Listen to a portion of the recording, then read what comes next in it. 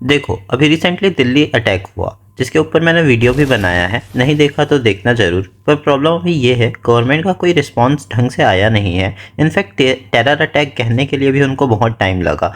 तो अभी शायद गवर्नमेंट बिजी है बिहार इलेक्शन में, या उसकी खुशी में ये गम ही भुला दी है गवर्नमेंट ने। तो अब हमको तो बस बना के रखना है ना। लाइक फेक न्यूज़ फैलाने से बेटर है कि मैं सोचा कि हिस्ट्री ऑफ टेररिस्ट अटैक ही जान लेना चाहिए। सो हेलो एवरीवन, आज हम डिस्कस करेंगे इंडिपेंडेंस के बाद जो टेररिस्ट अटैक हुआ इंडिया में। कंपेयर भी हो जाएगा कि करंट अटैक का इंटेंसिटी कितना था पुराने प्रीवियस अटैक से। सबसे पहले हम 1990 से टेररिस्ट अटैक को कवर करना शुरू करेंगे, क्योंकि तभी सबसे ज़्यादा इंटेंसिटी हुआ था अटैक का, टेररिस्ट अटैक का। 1990s में इतना ओपनली अटैक हो रहा था, हाफ ऑफ द कश्मीरी पंडित का मास डिस्प्लेसमेंट हुआ। इन पे attack Jammu Kashmir liberation front कर रहा था, जिसको आईएसआई का भी सपोर्ट था और हेल्प मिल रहा था। जम्मू कश्मीर लिबरेशन फ्रंट जब इंडिपेंडेंट कश्मीर का मांग किया तो आईएसआई ने सपोर्ट देना बंद कर दिया, और अपना सपोर्ट आईएसआई ने हिजबुल मुजाहिदीन के तरफ शिफ्ट कर दिया, जो कि 1989 में फॉर्म हुआ था, और इसका डिक्लाइन 2010 के अराउंड हुआ। फिर 2016 के अराउंड इस ग्रुप से ही अंसर गजवत उल हिंद निकला, और ये वही ग्रुप है जिसका रोल है अभी दिल्ली के कार ब्लास्ट में भी। अब आते हैं 1993 के मुंबई ब्लास्ट में। इसमें 200 से ज़्यादा लोगों की डेथ हुई। यहाँ पे बेसिकली क्या हुआ, जो बाबरी मस्जिद डिमोलिशन किया गया था, उसके बाद ये अटैक डी कंपनी के द्वारा किया गया। बाबरी मस्जिद में एक्चुअली बहुत से लोग रैली कर रहे थे, एंड जो क्राउड था वो अनकंट्रोलेबल हो गया। तो क्या हुआ, जो मेन स्ट्रक्चर था बाबरी मस्जिद का, उसको तोड़ दिया गया क्राउड के द्वारा, और उसके कारण मेजर बॉम्ब ब्लास्ट किया दाऊद इब्राहिम, और उसके भाई या कज़न ने, टाइगर मेमन जो था, उसका मेजर रोल था यहाँ पे। फिर 1993 के बाद 1996-97 में अटैक चल रहा था, एंड एक मेजर ग्रुप लश्कर तैयबा इमर्ज हो रहा था। कश्मीर को इंटरनेशनलाइज करने के लिए टूरिस्ट पर भी अटैक किया गया, एंड लश्कर तैयबा इस टाइम पर पे पीक में था, और लश्कर तैयबा का स्ट्रेंथ भी बहुत ज़्यादा था, यानी जो उसमें टेररिस्ट थे उनके नंबर बहुत ज़्यादा थी। और ये वही ग्रुप है जो 2008 में मुंबई में अटैक करवाया था 26/11 का। इसका लीडर जो था वो हाफिज सईद है, और जो लश्कर तैयबा का लिंक है वो आईएसआई और पाकिस्तान से भी बहुत ज़्यादा है। फिर 1998, जो कि ब्लडीएस्ट ईयर कहलाता है, क्योंकि 25 जनवरी को वांधमा मैसेकर हुआ, जिसमें 23 कश्मीरी पंडित मार दिए गए थे तब। फिर उधमपुर डिस्ट्रिक्ट में जम्मू एंड कश्मीर में प्राण कोटे के अंदर 26 विलेजर्स की डेथ हो गई, मतलब कि वहाँ पे भी मार दिया गया 19 जून को। फिर छपनारी में जो मैसेकर हुआ, और ऐसे लिस्ट बहुत लंबी है मैसेकर की, और मैं नहीं चाहता जो व्यूवर्स हैं वो बोर हो जाएं और वीडियो छोड़ दें। तो 1999 की बात करें तो कारगिल वॉर, जिसके बारे में ऑलरेडी हर कोई जानता ही होगा, इसका बिगनिंग अगेन लश्कर तैयबा और मुजाहिदीन के अटैकर्स ने किया था। इंडिया में अटैक करने के लिए आए, और ये प्लान एक्चुअली किया गया था पाकिस्तान के आर्मी चीफ जो परवेज़ मुजफ्फर हैं उनके ही द्वारा। इंडिया के डीप तब वो 70 to 100 किलोमीटर्स आ गए थे। फिर इंडियन आर्मी ने ऑपरेशन विजय चलाया, और इंडियन एयरफोर्स ने ऑपरेशन सफ़ेद सागर चलाया। फिर सेम ईयर 1999 में ही 24 दिसंबर से 31 दिसंबर के बीच में IC-814 एयरलाइन को हाईजैक किया गया था, और ये हाईजैक हरकत उल मुजाहिदीन के द्वारा किया गया था। एंड ये ग्रुप जो है वो काफ़ी क्लोज है ओसामा बिन लादेन के अलकायदा वाले ग्रुप से। इन लोगों ने 7 दिनों के लिए हॉस्टेज बनाकर रखा था, जिसके कारण इंडिया को 3 टेररिस्ट छोड़ने पड़े। उसमें से एक मौलाना मसूद अजहर था, जो कि फाउंडर बना बाद में जैसे मोहम्मद का, जो कि 2000 में फाउंड हुआ था, और 2001 में उन्होंने पार्लियामेंट पे अटैक किया। साथ में ही जो रिसेंट रेड फोर्ट पर अटैक हुआ था, उस पर भी जैसे मोहम्मद का रोल बताया जा रहा है।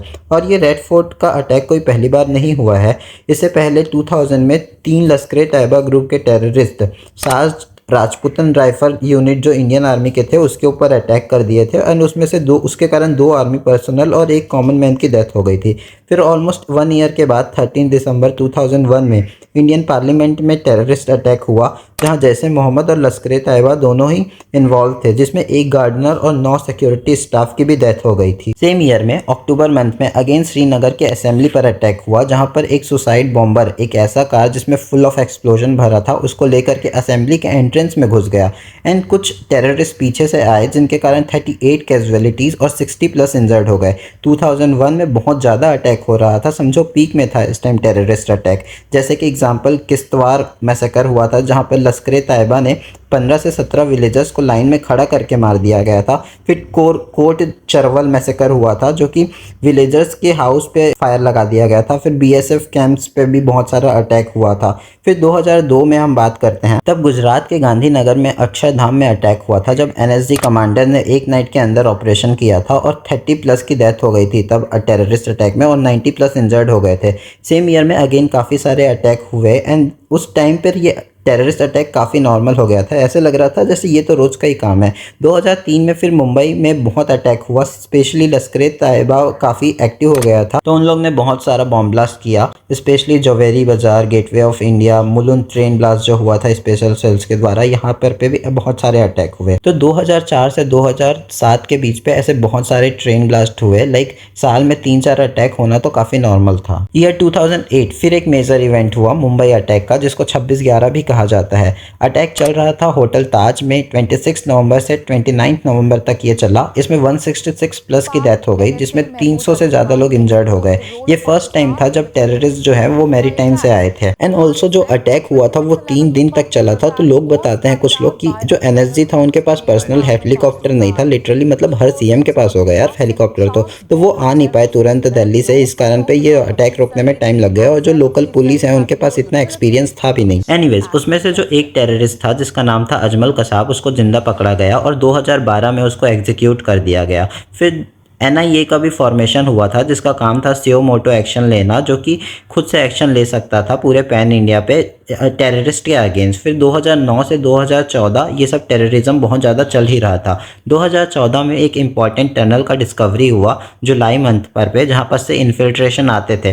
फिर 2015 पे इन्फिल्ट्रेशन कम हो गए क्योंकि ये टनल का डिस्कवर हुआ था। फिर 2016 में अगेन जनवरी मंथ में पठानकोट एयरफोर्स बेस पर पे अटैक हुआ, जहाँ पे 6 जैसे मोहम्मद टेररिस्ट थे जिन सबको न्यूट्रलाइज कर दिया गया था और 7 इंडियन सिक्योरिटी पर्सनल की डेथ हुई थी। फिर सितंबर मंथ में अगेन 2016 में ही उरी पे अटैक हुआ था, उसके ऊपर मूवी भी बनी होगी, देखा ही होगा, जिसमें 19 सोल्जर्स की डेथ हुई थी और इसके अगेंस्ट हमने सर्जिकल स्ट्राइक किया था। इंडिया सर्जिकल स्ट्राइक के बाद बस नहीं रुक गया। 2017 में हमने large scale anti militant operation भी चलाया, जिसका नाम ऑपरेशन ऑल आउट था। इस ऑपरेशन के अंदर 207 मिलिटेंट से ज़्यादा मिलिटेंट को मार दिया गया था। फिर 2019 में अगेन 14 फरवरी को पुलवामा अटैक हुआ था। इंडिया के 40 सीआरपीएफ जो थे वो शहीद हो गए थे। इसके पीछे जैसे मोहम्मद का हाथ था। इंडिया ने फिर से रिटेलिएट करते हुए बालाकोट एयर स्ट्राइक किया एंड एक इंपॉर्टेंट इवेंट हुआ बालाकोट एयर स्ट्राइक पर जहाँ पे मिग कमांडर अभिनंदन ने मिग 21 से शूट आउट किया था F-16 को, बट मिग 21 भी उनका गिर गया था। तो वो जो अभिनंदन वर्तमान थे उनको कैप्चर कर लिया था, लेकिन जो पाकिस्तान था वो काफ़ी ज़्यादा प्रेशर में था और उनको जो अभिनंदन वर्तमान है उनको छोड़ना पड़ा था। उस सर्जिकल स्ट्राइक के बाद शायद पाकिस्तान की हिम्मत नहीं हुई थी इंडिया के ऊपर वापस अटैक करने के लिए 2024 तक। 2020 से 24 कोई भी ज़्यादा टेररिस्ट अटैक नहीं हुआ इंडिया पे। फिर 2025 में अगेंस्ट लाइट राइज हुआ है। पहले पहलगाम अटैक हुआ 22 अप्रैल को, जिसके अगेंस्ट इंडिया ने ऑपरेशन सिंदूर चलाया। फिर अभी 10 नवंबर को जो कार ब्लास्ट हुआ दिल्ली में, उसके ऊपर मैंने ऑलरेडी वीडियो बनाई है, तो जाओ उस वीडियो को देखो और ऐसे ही इन्फॉर्मेटिव वीडियोस के लिए चैनल सब्सक्राइब करो, साथ में ज़्यादा से ज़्यादा शेयर करो, कमेंट सेक्शन में बताओ नेक्स्ट वीडियो किस टॉपिक पे चाहिए। Thank you, bye, have a good day.